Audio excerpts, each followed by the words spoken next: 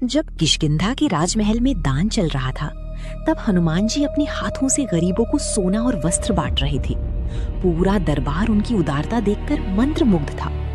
तभी एक रहस्यमयी औरत आगे आई और बोली, तुम मुझे दान नहीं दे पाओगे, क्योंकि जो कुछ तुम दे रहे हो उसमें तुम्हारा क्या है? ये सब तो तुम्हारे पिता का है। उसकी बात सुनते ही पूरा दरबार सन्न रह गया।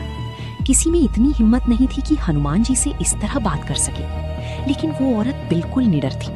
वो मुड़कर जाने लगी। तभी हनुमान जी ने विनम्र स्वर में कहा, रुकिए माते, बताइए आपको क्या चाहिए? यदि आप कहें तो मैं स्वयं को भी दान में दे सकता हूँ। औरत मुस्कुराई और बोली, तो फिर स्वयं को ही दान में दे दो। ये सुनते ही महाराज केसरी चौंक उठे।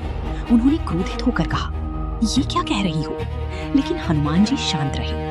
उन्होंने अपने पिता की ओर देखा और बोले, पिताजी, याचक को जो चाहिए वो देना ही सच्चा दान होता है। इतना कहकर हनुमान जी स्वयं को दान देने के लिए आगे बढ़ गए। तभी वो औरत बोली, हनुमान, तुम्हें वचन देना होगा कि आज से तुम अपने माता पिता का त्याग करोगे। पूरा दरबार कांप उठा। माता अंजलि की आंखों से आंसू बहने लगे, लेकिन हनुमान जी ने बिना एक पल सोचे वचन दे दिया।